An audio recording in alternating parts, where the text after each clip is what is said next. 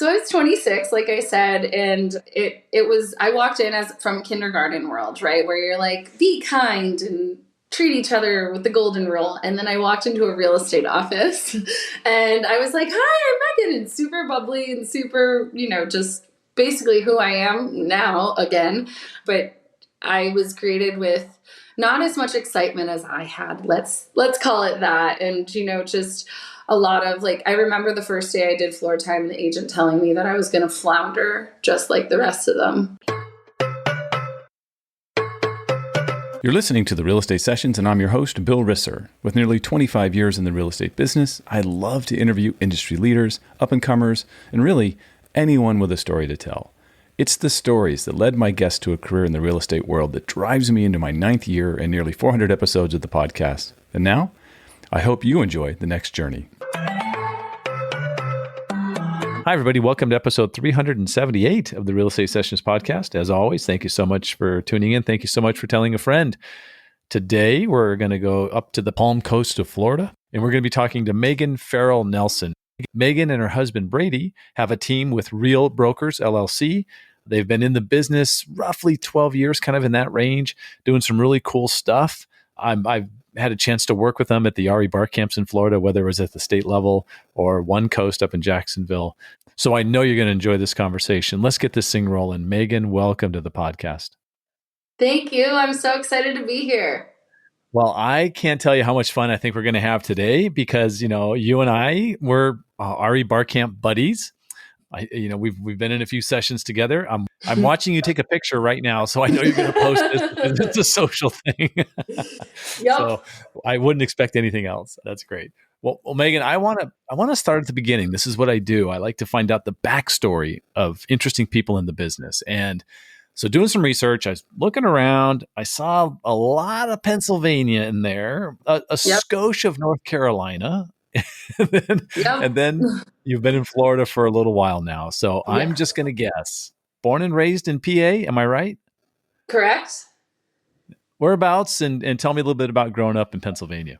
Yeah. So I'm actually from Scranton, which everyone thinks is so cool because the office, Dunder Mifflin, does not actually exist there. But yeah, I grew up in a city called Clark Summit right outside of Scranton, Pennsylvania.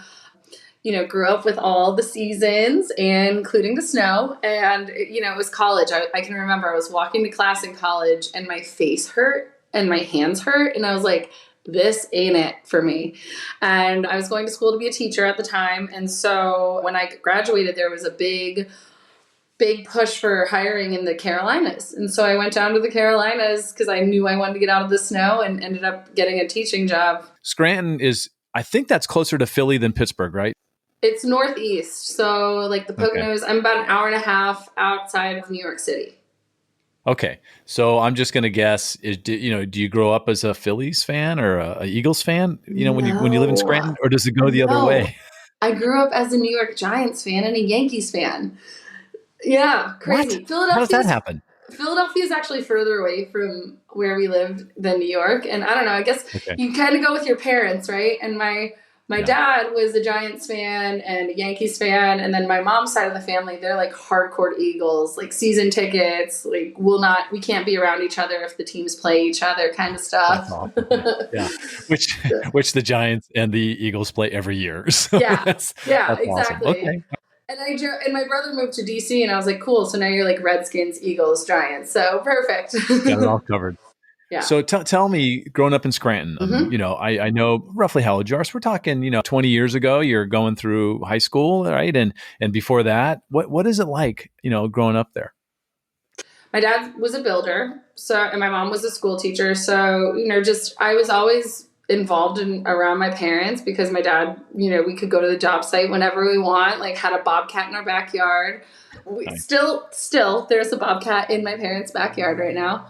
Which, if you don't know, a bobcat is a piece of machinery, not the animal. Yeah. Right. Yeah. And it's a little tractor. It's kind of cool. A little tractor guy. But so I grew up basically on construction sites or at, school with my mom or with my mom after school and things like that. So I kind of was immersed in the real estate business world without really knowing that I was. And then, the teacher world, which is the path I ended up pursuing initially out of college. But by the way, I have to ask you about King's College. Yeah. Yeah, tell me a little bit about that because I've never heard of that. So it's King's College. It's in Wilkes-Barre, Pennsylvania, and it's like Christ the King.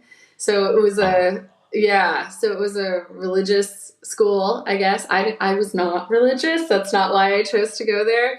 I went for sports because, at the time that was my thing, was sports, and that's how I picked my college.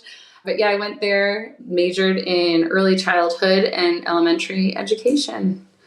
Awesome. Yeah. No, wait, you said sports. Did you play sports there? Was that part of the plan? Yeah. So I played, my mom is actually a D1 NCAA, like national champion in field hockey. She was on the national team. Yeah. She's in like all these Hall of Fames all over the place. And for field hockey. Where'd she go to school? She went to Shippensburg University, which used to be D1. Now it's D2. But at the time it was D1. And yeah, they won the national championship. She was like MVP. She's incredible. And I started playing when I was really young. And then it kind of was like, oh, well, you're going to play and you're, expected of me. And then my middle school years, I was like, I'm not playing. And I'm not being like my mom. And then I came back around to it in high school, and turns out, some things are also inherited, and I was pretty good at field hockey. And when I went to college, my girlfriends who played hockey, some of them played lacrosse, and they were like, hey, why don't you try out for lacrosse?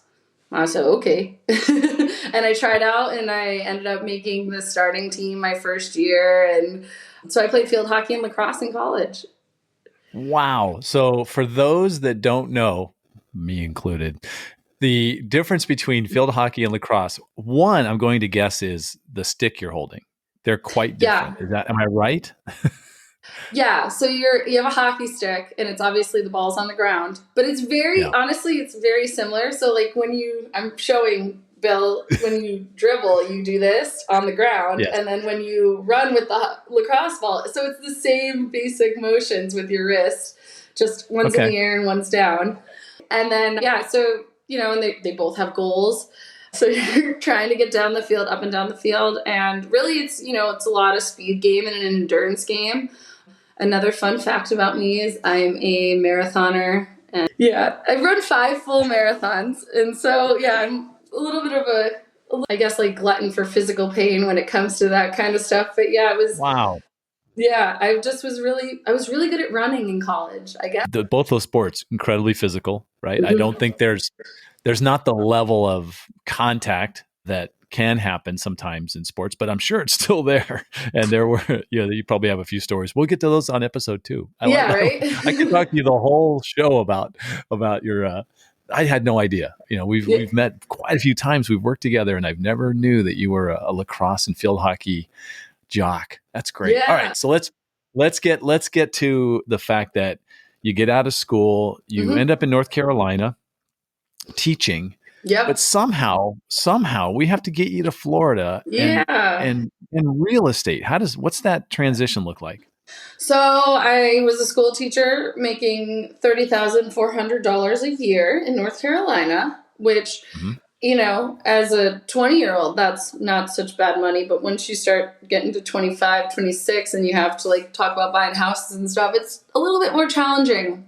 And I was working at a gym. I was waitressing on the weekends, and I was teaching full time. And, that sounds all good when you're single, but then I started to build a life with someone else, and I needed a different income.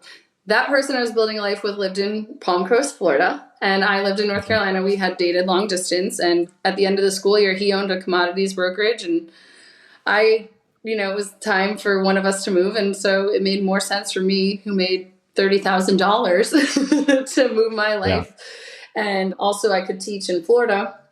And when I got here, I knew I didn't want to jump right back into teaching. So I was just, hanging out a little bit and just staying at home, enjoying the beach and Florida life. And I actually got really kind of depressed. I was like, man, I need something. You can only, I know this is going to sound kind of weird. Like you can only go to the beach so many times. You can only, but when you're by yourself, right? I was 26 and I was excited about life, and, that just wasn't it. So upon a few suggestions from some friends, they were like, hey, why don't you get your real estate license? You like people and you like to talk. And so I was like, okay. And, that was almost 11 years ago. And 11 years later, we're still here, still doing it. But yeah, I got my license in 2013 and joined a local brokerage down here and just hit the ground running. First of all, I've interviewed a lot of people on the show, and you didn't teach a long time, just a few years. But I'm going to assume even in those few years, whenever I talk to teachers who move into real estate, there's a slight advantage there. I think there's just a different way of thinking about things. Education is a massive part of a great agent's, tool chest. Yep. And so my guess is that was a big help for you, right? Yeah. So I was actually a kindergarten teacher, which I adored. And so I kind of, when I transitioned, I was like, all right, I went from taking care of like their most valuable possession, which is their baby, right? Yeah. To the largest transaction they're going to have experience. And so, it's kind of like kid gloves both ways. And like you said, over explaining things is really big in real estate and education. And I went from teaching people who knew nothing about standing in line and reading and writing to like breaking it down on a very low level for them. And so it really did transition naturally into helping with real estate because I was able to break it down. I'm able to break it down now even and talk to people who've never sold before or take it up to people who have done it lots of times. So yeah. And everyone said, like teachers and nurses, they're the best agents because they care. And, that's another thing is and Brady, also my husband and my business partner, he was a former educator.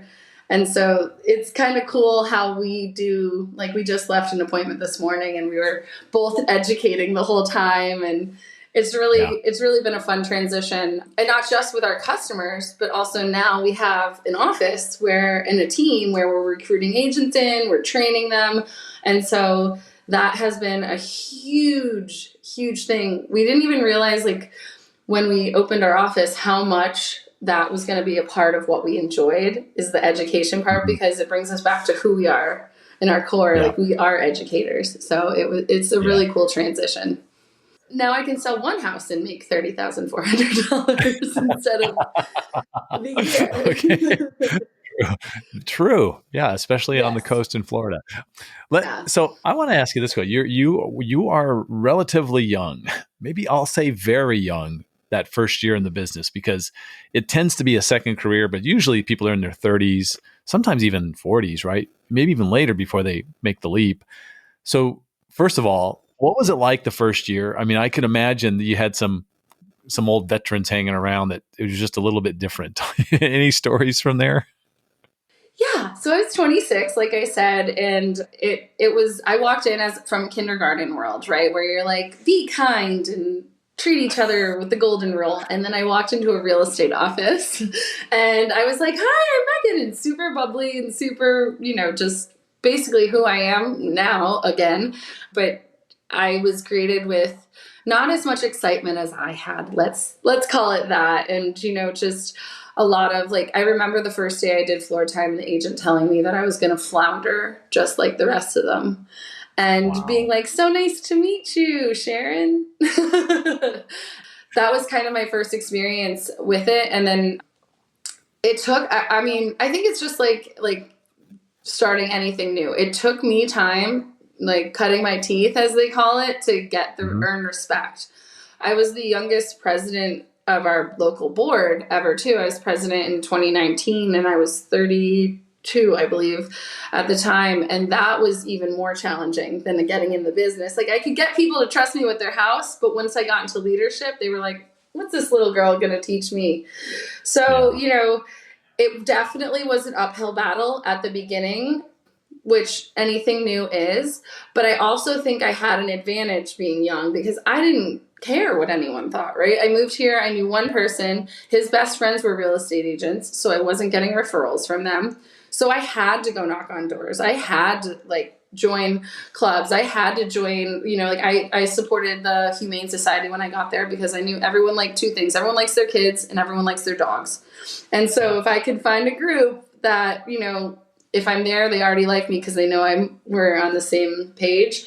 I did that with the Humane Society, and I wasn't embarrassed to knock on doors. I wasn't embarrassed to make calls. I wasn't embarrassed to do video, and that was back when video wasn't the cool thing. Everyone, I remember they were teasing me. She puts her listings on Facebook. And I remember sitting in the seat and ignoring it and feeling really bad, because I also came from kindergarten world as a teacher who, if I thought someone was doing something not right, I would have reached out and offered help rather than stood behind them and commented. But don't worry, because the next year, I remember the same agent, as I'm sitting there on the computer, came up to me and said, "Hey, are you putting your listing on Facebook?" And I said, "Yeah." And she said, "How much money do you think you made last year off of Facebook?" This is probably in 2015. And I was like, "I can account for exactly $30,000. And that was the first year I had made six figures. So I was pretty excited that 30% of it came from social media. And she was like, "Wow, can you show me how?" And, I could have been a jerk, right? But I was like, "Yeah, absolutely." And so I ended up teaching a class. And so that's kind of how I got into teaching things, was just from doing it first. But I just, back to what you were saying, being young definitely was an obstacle, because I never had bought a house before. So I was like really coming into it fresh. Yeah.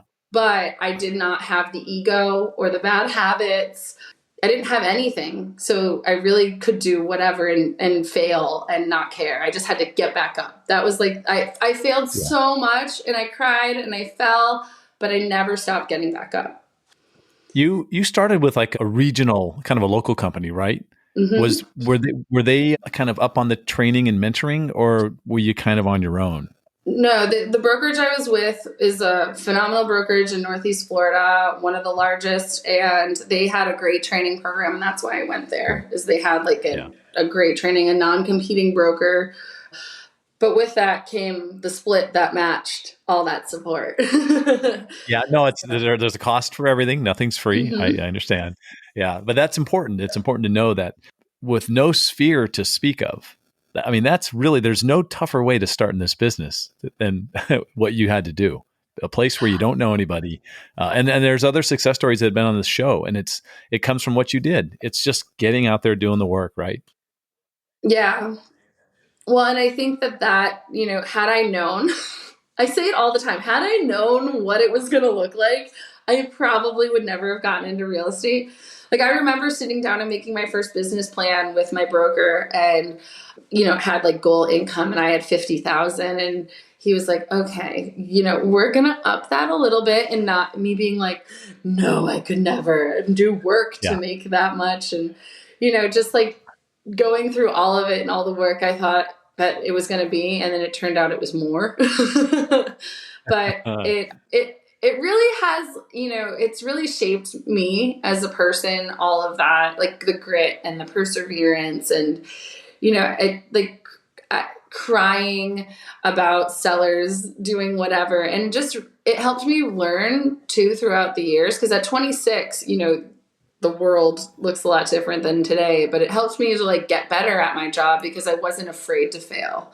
So I was like kind of going through the stuff with strangers, and if I messed up, okay, on to the next. But yeah, so I'm very grateful. I always say, whenever I meet young people in their 20s in real estate, I always give them my number. I'm always cheering them on, and I always try to reach out, because I know how hard it was and how unsupported I felt.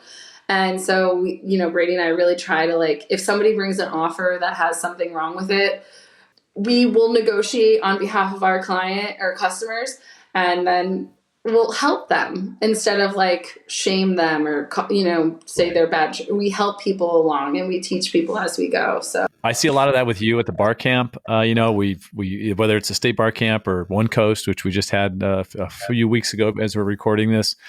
Yeah, it's and talk about the opportunities. There's a lot of young people at those RA bar camps. It's pretty cool. You made a comment about running for the board, and actually president of the board in your local association.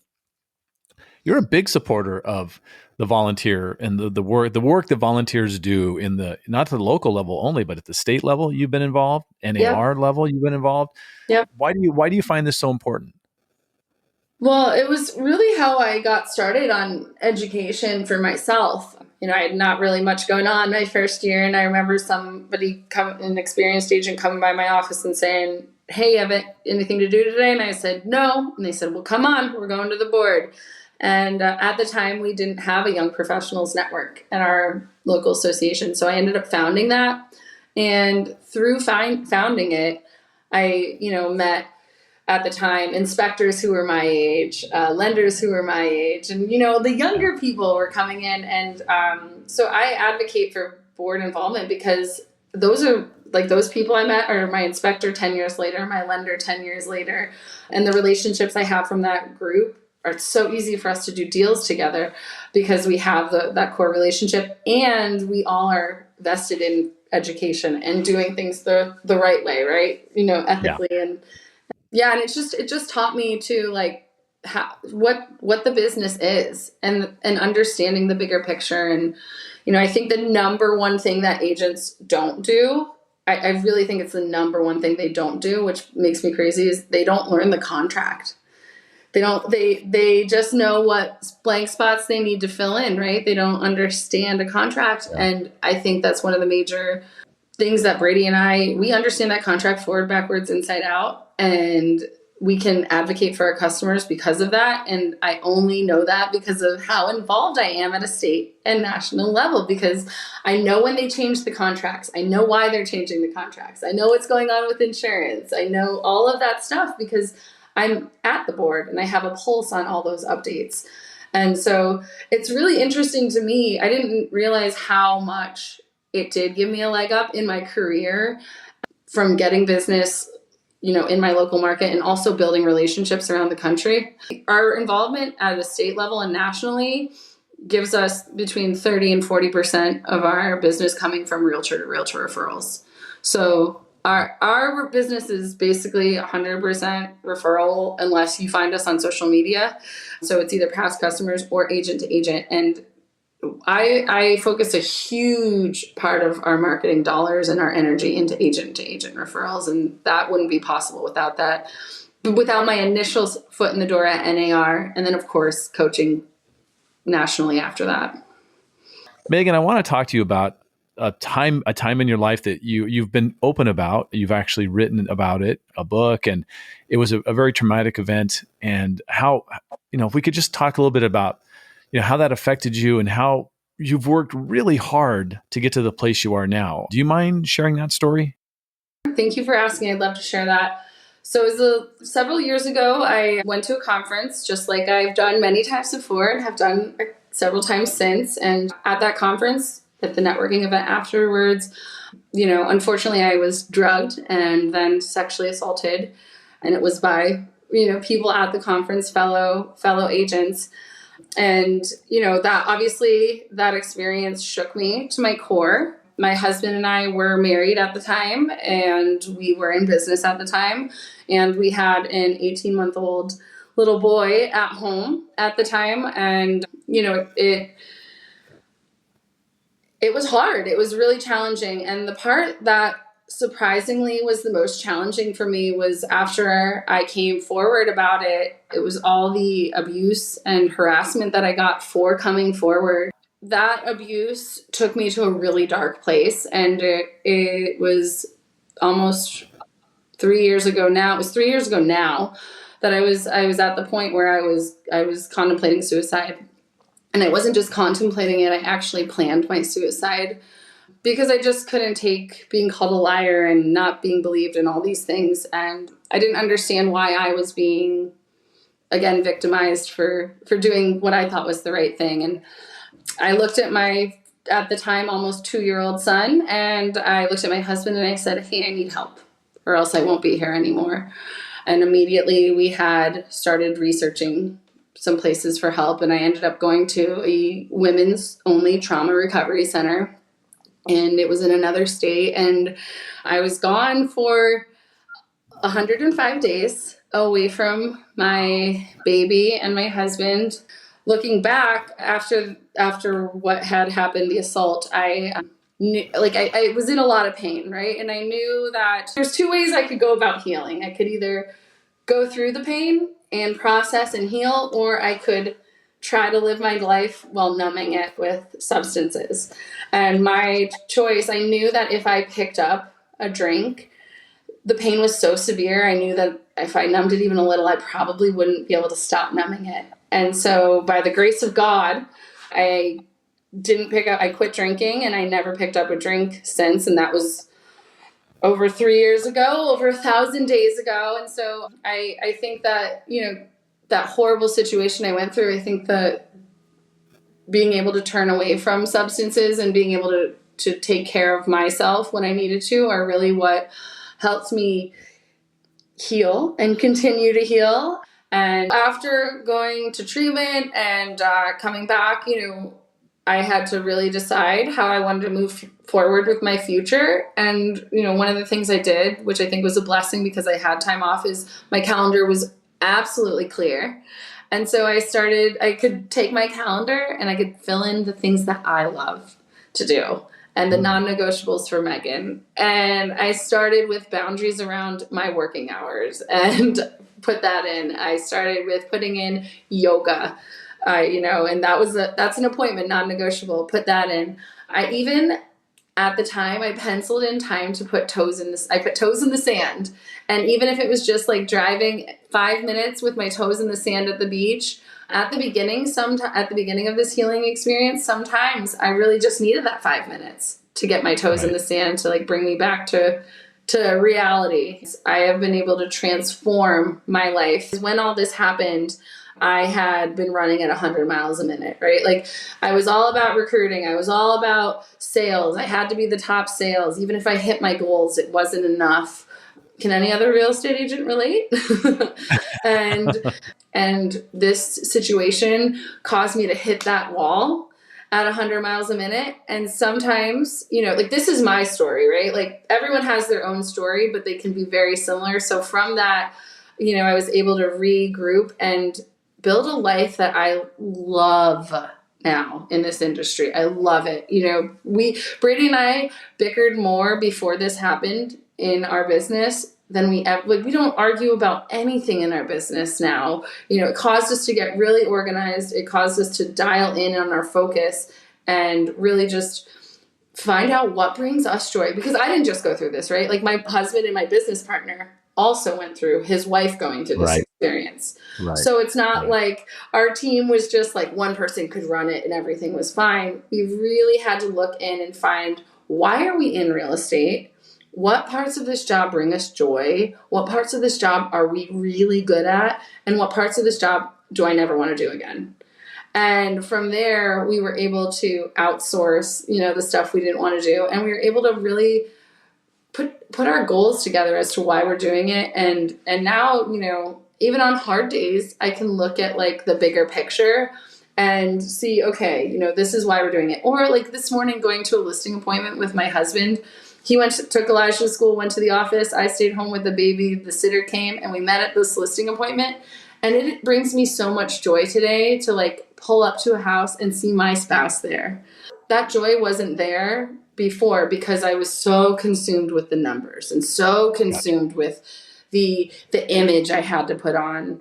And so it's really, it's a shitty situation, but it's brought us back around to what really matters.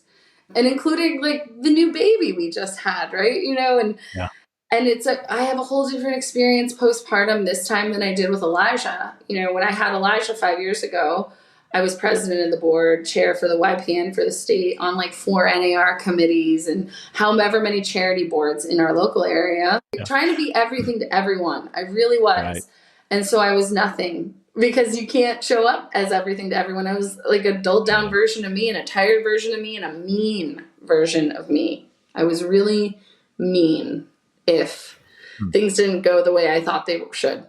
And that's because I was wound so tight and so stressed out and so anxious. And today I knew we had a son 12 weeks ago, little Lucas, and I want to be home with him because that's what's important. And so now I'm figuring out, how do I be a mom and work? And it was the opposite, right? Like my focus now is family and what's important. Good. Yeah. Thank you so much for sharing that. I mean, I know that's not easy, but I think it can definitely help someone listening. So that's awesome. If you are listening and this is something, alcoholism has affected you, or, the life of excess that comes along with real estate and that pressure to be bigger and be better all the time has affected you, and you want to reach out or change your relationship with alcohol, I'm always here. I'm happy to talk about it and happy to be a support in your corner. Cool. We'll have, in the show notes, we'll have ways for people to reach out to you. So that's awesome. You talked about Brady and getting together, running a business together as husband and wife. Let's talk about the building of a team a little bit, right? Just to give maybe a couple tips and tricks that you learned along the way that would help someone who's at that point where they're thinking of doing the same thing, starting a team. Yeah. So I love this question because I literally did everything wrong in building a team. Like I said, I told you I failed a lot, and I started a team. I had my license for 11 years, and I think my team's 9 years old or 8 years old. It's right after. So I was 27 building a team, knowing nothing about the industry. And I would say if I could do it again, here's how I would do it. First hire is a transaction coordinator. If you don't have a transaction coordinator in this business and you are doing more than one deal at a time, you are not doing a service to your customers. I truly believe that.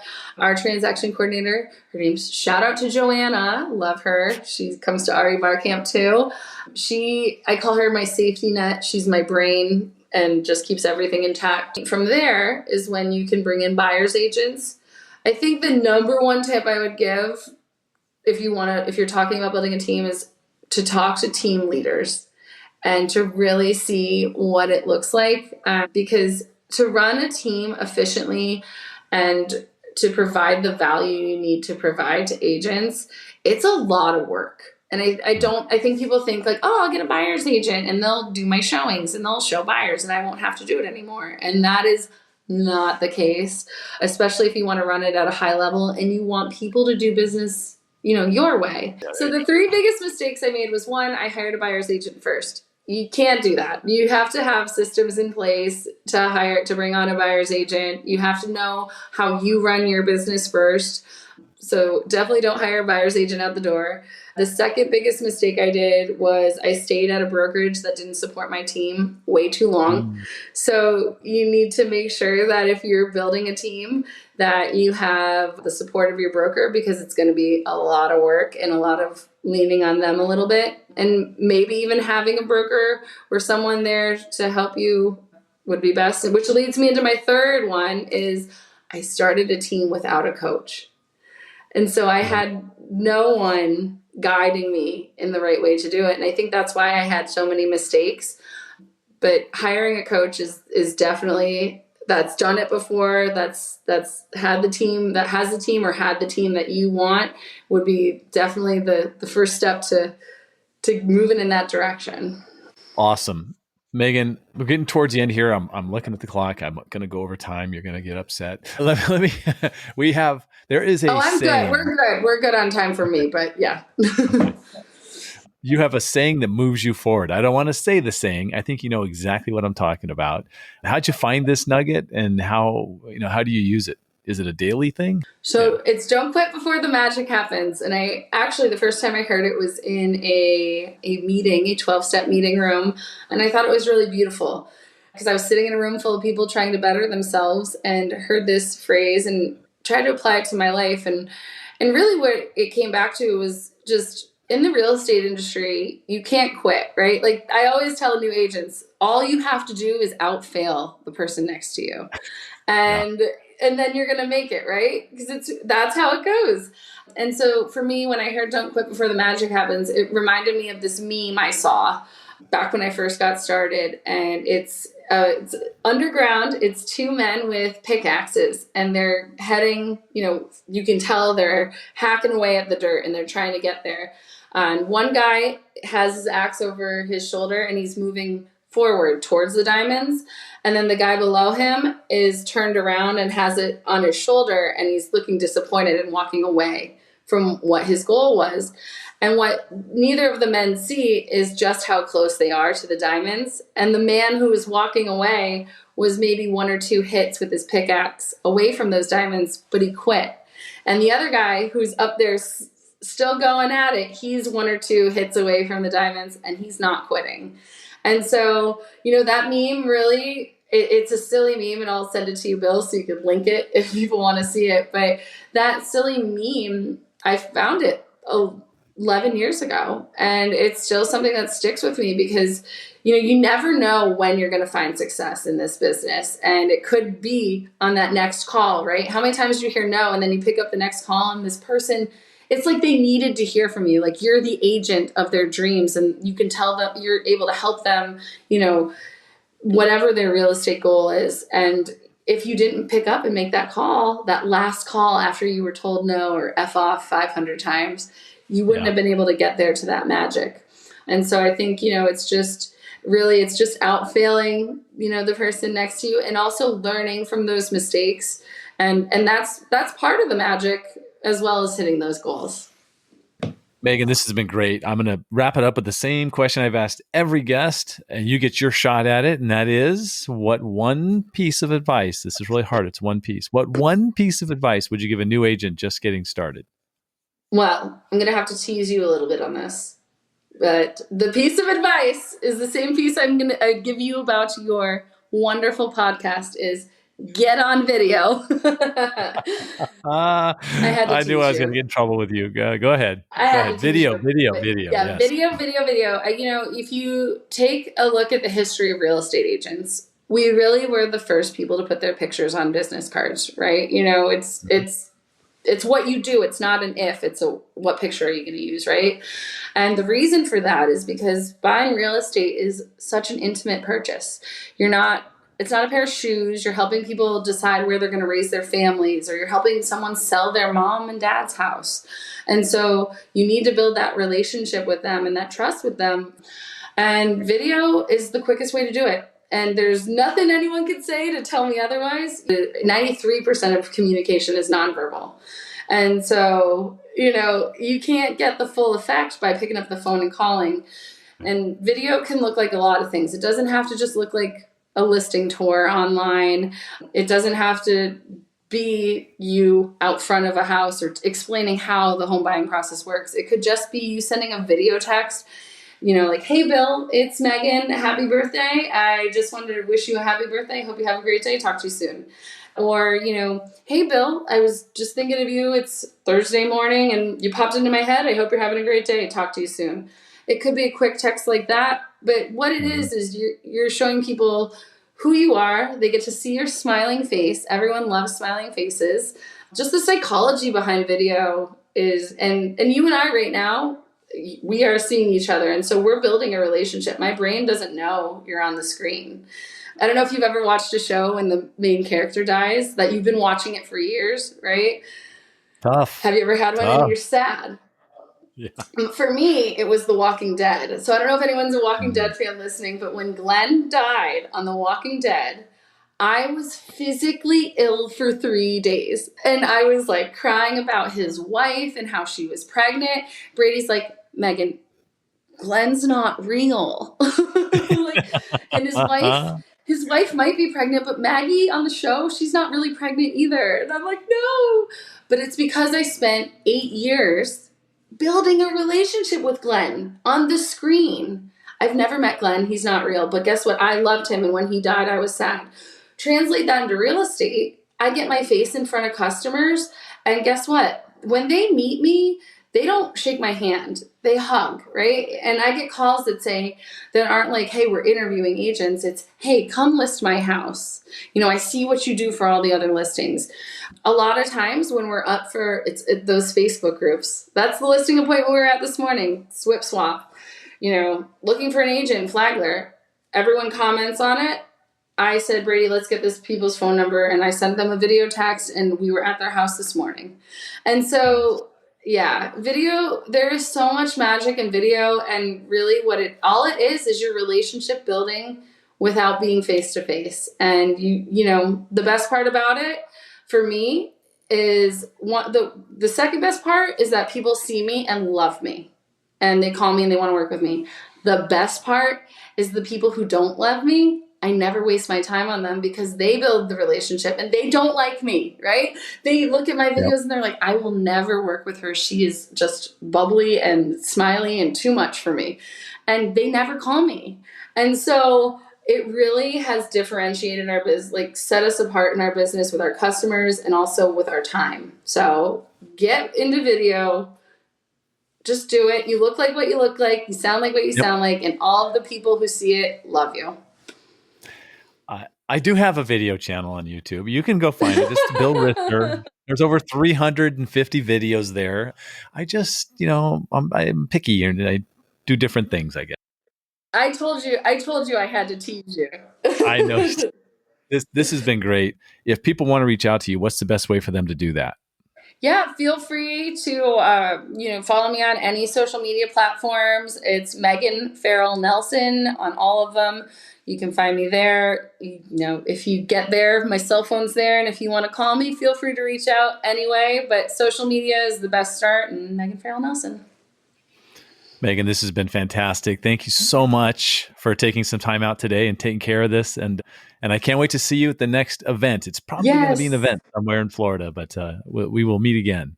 Thanks, Bill. Have an awesome day. Thank you for listening to the Real Estate Sessions. Please head over to ratethispodcast.com/RE sessions to leave a review or a rating, and subscribe to the Real Estate Sessions podcast at your favorite podcast listening app.